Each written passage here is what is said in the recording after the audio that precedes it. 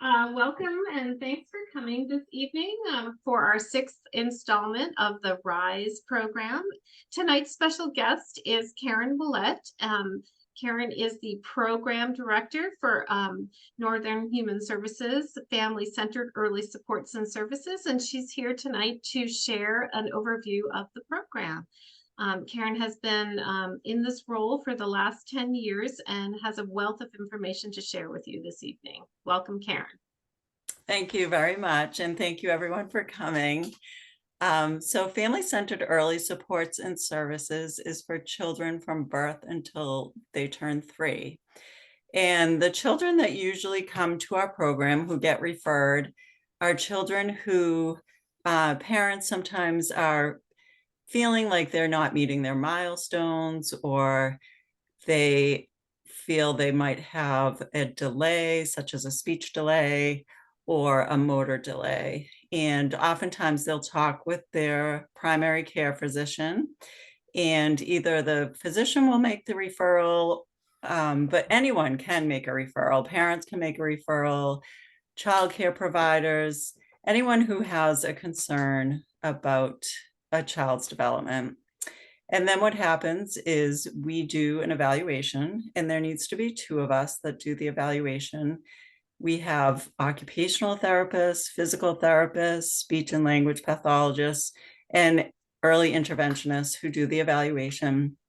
And it's actually a really nice opportunity to see how your children are doing in all areas. So we're looking at 8 areas altogether.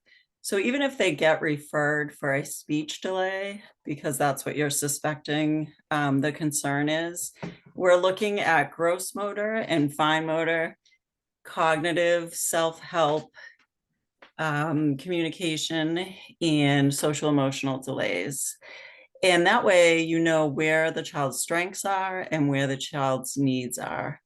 And in New Hampshire, you have to have, there's multiple different ways to be found eligible. One is a 33% delay, and that's determined when we do the evaluation. Or if your child is at risk for becoming delayed or has an established condition. And that's usually something, children who are born, say, with Down syndrome or cerebral palsy, then they're automatically eligible. So we do the evaluation and we determine where the child's needs are. And then we create an individual family support plan. It's very similar to an IEP in school. And as a team, we develop the goals and the outcomes. And it's very family centered. So the goals could be something that the family wants for the whole family to be working on.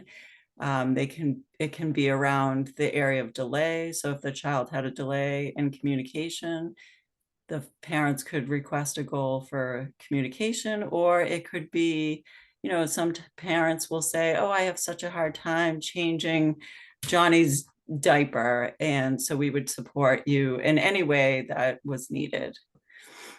And then we talk about services and how frequently support would be coming in. We use a coaching model. So we're really looking to support the family with strategies and provide different tools that parents can use to work on to just increase their child's skill set. And so it's more about coaching the parents than working directly with the child.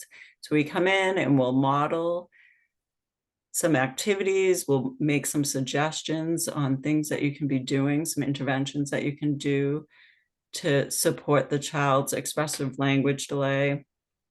And then we look to the parents or the caregivers to work on those things between visits. And a child will stay in the program until they have caught up with their peers or until they turn 3. And then at age 3, we start talking about something called transition. And we want to ensure that all children, when they leave the program, have whatever resources they need in the community, whether that's special education through the local school district, or some children will go to Head Start, or just to a public or private preschool program. And so we just help with that. Does anybody have any questions so far? Go ahead.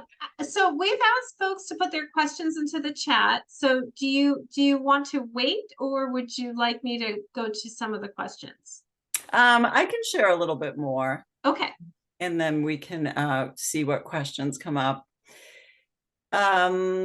Let's see. So there's no cost to families. We do bill Medicaid or private insurance. For private insurance, we do need to get permission from the parent to use their insurance. However, I like to explain to families that it really is to our benefit. It helps to sustain the program, but it also is to your benefit, because by billing the insurance companies, even if they don't pay, it's helping to meet your deductible. And then if you do allow us to bill your insurance and there's a copay, you're never responsible for that. So the other big part of the program is connecting families with resources. And it could be anything from a parent who hasn't been in the workforce before and wants some support around trying to find a job. A lot of families need help with finding daycares, or even just funding to pay for the daycare. So we really just connect families with all kinds of programs throughout the state so it just makes their life easier. So they're using all the resources that they can. That's great, Karen. I do have a couple of questions. So one that came up in the chat was how often, once a child is deemed eligible, how often do they, what does it look like? Like, how often do they meet with a support provider or service provider? And yeah, we'll start with that. Yeah, that's a great question. So it really varies. We try to be very individualized. We're not a medical model, meaning some families, the idea of people coming into your home, and I didn't mention that, it's all home-based unless a family prefers that we don't come into your home. And then we can also provide services within the community. So sometimes a family might say, I really struggle with bringing my son to the grocery store. And so the provider, it's nice, the provider can meet the family at the grocery store and just really support them with different ideas of things that they can do to make it less stressful. So we meet in the community, at playgrounds, we can meet at the library. And it's just finding really interventions that can work with your child in all different environments. And we also can go into childcares. We like to always involve parents as much as possible, because it really is key. Us coming in once or twice a month or weekly isn't going to make the difference as much as a parent or a caregiver or their siblings who are really using those strategies to help do whatever you're looking for your son or daughter to do. And so after the child's found eligible, we really look to the team to make that decision about frequency. So we might say to the speech therapist, what would your recommendation be? And the speech therapist might say twice a month or once a week. And then we just ask the family if that would work for them. Sometimes it's challenging, especially if somebody's working full time, and then by the time they get home to have a visit at 4 o'clock in the afternoon, it can be really challenging. So, we just see what sits well with a family member. We do also, during the pandemic, we did all of our services through teletherapy. But we're back pretty much into homes unless there are some families that enjoy doing the remote visits. It just works better for their life and their schedule. Um, and there's a few different appointments that I didn't mention. The first appointment that a family has is the intake appointment, and it's when we get all the consent forms and releases. And we've found that that appointment works well over Zoom. It's just efficient, and it doesn't take a lot of time, so it works well. Did that answer your question? I think it did actually. Okay. And then if so, piggybacking on what you just said about your all the different meetings. So if I was a parent who wanted to make a referral, what is the first thing I should do? So you should just get in touch. You can go on to Northern Human Services website. There's a big campaign right now to bring more awareness to the Birth to Three program. So you may hear an ad on the radio, or there's been some ads on TV. And you can talk to your doctor about it if you're not sure how to make a referral. But the biggest, you can just call yourself, and there's a local number for you to call. And there's also the state of New Hampshire. You can go on to the state of New Hampshire because there's 10 area agencies, 9 others in addition to Northern, and we all have our own catchment areas. So it really depends where you live. So sometimes, because we're in the Conway area, we'll get a referral for a child that lives in Maine, or even a child that lives in Vermont. So then we'll just direct those families to the programs within their state, because we can only serve children in our catchment area and, within the state. And I just wanted to add, if someone was interested in making a referral, the website is www.northernhs.org. So I just wanted to put that out there in case someone was curious about how to get in touch. So let me just check the chat again and see what other questions I have. Here's a question. It says, my child has already turned 3 and I'm concerned about his speech. What should I do? Okay, yeah, good. So the school district is actually responsible for children once they turn 3 if they do have a delay. So what I would encourage you to do is to contact the school. So every town has a SAU, school, the administrative unit, and you just call the special ed department and you have a conversation with them about your concerns. And then they would in turn have a meeting with you and decide if they should do some evaluations to see if your child is eligible. And if your child is eligible, then they would be offered services through the school district at the age of 3 and then 4. And then they would have the support they need, that hopefully when they went into kindergarten, they wouldn't need the support any longer. And that's kind of the idea with the early intervention as well. There's so much philosophy and research about just starting early. And so we really encourage any parent, even if they think, no, I think, my son or daughter is fine. Sometimes, a grandparent will say, no, they'll start talking when they want to, but it's not sitting well with mom or dad. So just make that referral, because even if they're not eligible, the evaluators will give some really helpful recommendations that will just, ease your mind and also give you some things to work on with your child. Oh, actually, Karen, you just brought up a good point by answering that question. So if a child is not eligible to receive, they don't have that 33% delay or one of the other factors, what happens then? So we just spent some time giving the family some strategies to work on in all the areas that they have questions on, really. And then we send the report.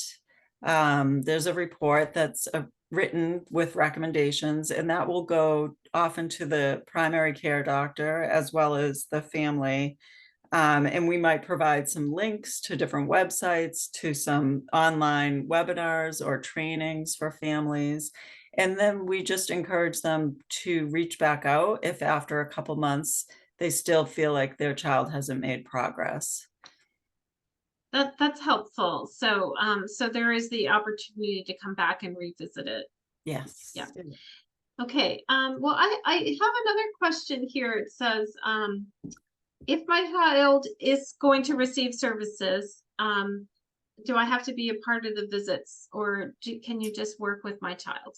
Okay, so that kind of goes back to the model that we are. So we really do use a coaching model, and it's just in the best interest of the whole family. So when we come to your home, we really want you to be sitting on, we don't want the child to just come over to us and want to play and just be focused on us. We want to give mom or dad just some of those great tools to really help them so that when we're not there, um, they know what to do to increase their child's skill set. And we've heard from a lot of families who that the program wasn't like that many years ago. So the therapist would come in with their toy bag and they would sit on the floor and play, and mom and dad might be there, but they might be on their couch, or they might, you know, go do a load of laundry. But we really ask parents to be present, and take the lead in the visit. And so we might just be on the side of the parent, just giving them some,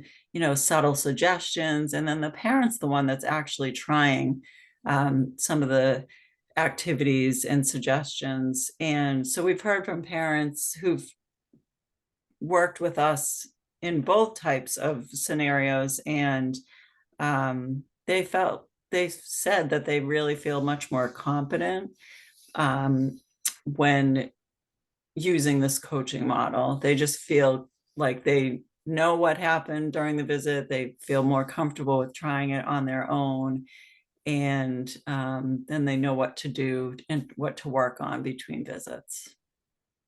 Thank you. I have another question. It says, how do I know when my child is improving? What does that process look like? That's a great question as well. So we always have ongoing assessment, which just means that, there's a lot of research that goes into the tools that we're using. So we use something called an IDA, which is an infant toddler developmental assessment. And it gives us different criteria for each age range for a child. And so we often are reflecting back on that tool to look at how much progress the child has made. It's easy to think about with communication. So, have they added more sounds to their daily language, or have they added more words, or are they starting to combine words, or are they understanding what different objects are? So it's just ongoing assessment at, every month, just kind of hearing from the family, like what the child is doing. And every 6 months, we review the IFSP and to see if the child has met their goals and to create new goals. And if we have a sense, either as the provider, or if the family member is feeling like, their child has really made some great progress, then we do a reevaluation to see if they're on target. And so some children will leave the program, they'll discharge from the program prior to the age of 3. And that's just because they've really made some nice progress and have caught up. Actually, that's a really good segue to the next question that we have in the chat, and that is, my child is premature. So how does that, what services are provided for that? Okay. So in some states, prematurity is considered an established condition. In New Hampshire, it is not. All that means is when we do the evaluation, we're looking at their chronological age, but we really take into consideration how premature they were. So, and that just helps to reassure families. Like, so yes, they're eligible because, if a child was born 2 months early, we would never expect them to be on target, for a 2-month-old. We're really looking at how are they doing as a newborn. So they would be eligible for services, but we don't. Our goal is to decrease the gap between their chronological age and their adjusted age. And our hope is that by the age of 2, there's no more gap. And so we really just, a lot of times, premature babies, if there's not a lot of medical needs, they just really need to be monitored. So we might go in once a month and we'll use like a screening tool. There's something called an ages and stages questionnaire. We might look at that with families. And then if we feel like the child's not making enough progress, then we would increase our services, or the opposite. If they're making a lot of progress, then some families could even get quarterly services. It's just really monitoring to make sure that there's no significant concerns. That's great. Well, at this point, I don't think we have any other questions in the chat. So I wanted to say thank you so much for coming this evening. I'm going to stop the recording and then we will continue with our discussion part of the evening. So Great. thank you so much for coming, Karen.